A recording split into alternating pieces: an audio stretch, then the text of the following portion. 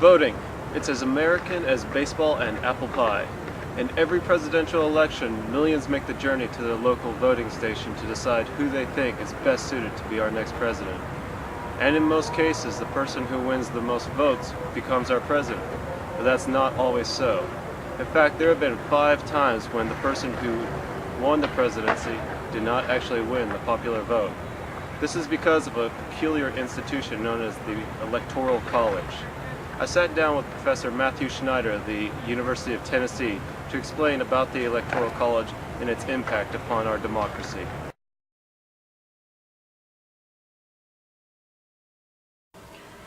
It's essentially a way to sort of convert the votes of the American people into some sort of selection process for the president. So each state selects a certain number of electors in order to go to the Electoral College.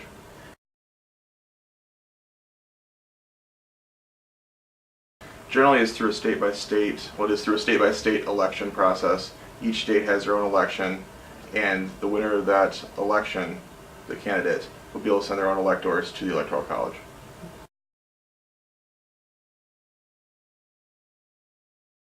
Each state's number of electors is calculated based on the number of senators plus the number of representatives in the House of Representatives for that state. So, for example, if you have a very small state, they'll only have 1 representative from that state, but they'll automatically have 2 senators, so there'll be a total of 3.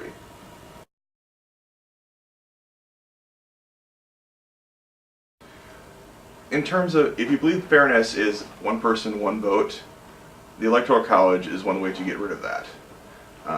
So an individual vote in, say, the District of Columbia may be worth more than an individual vote in Florida or California.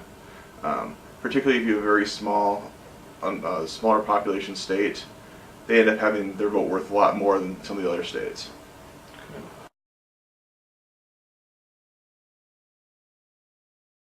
So exactly how much more powerful are the voters of small states as compared to the voters of larger states?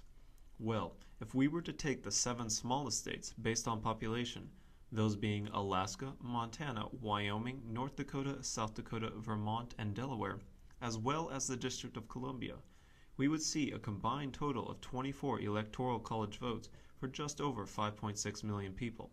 Compare that to the state with the closest number of Electoral College votes, that being Florida, we can see that although Florida has over 3 times the population, it only receives 1 more Electoral College vote.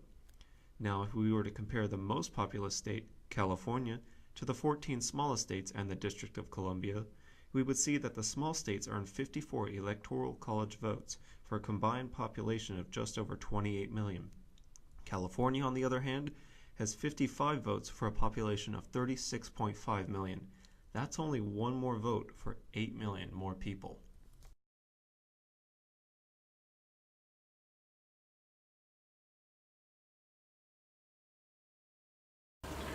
You would see, particularly, I think what happened, it actually benefits more conservative candidates, more Republican candidates, because they generally do better in states where there are a small number of electoral votes. Even those who have like 4 or 5 votes, they're more rural areas, and Republicans have generally done better in those areas.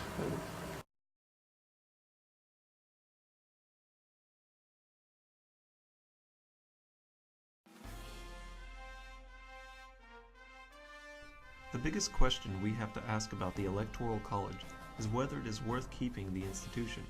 It has had a troubled past, and there is no doubt it would continue to do so in the future.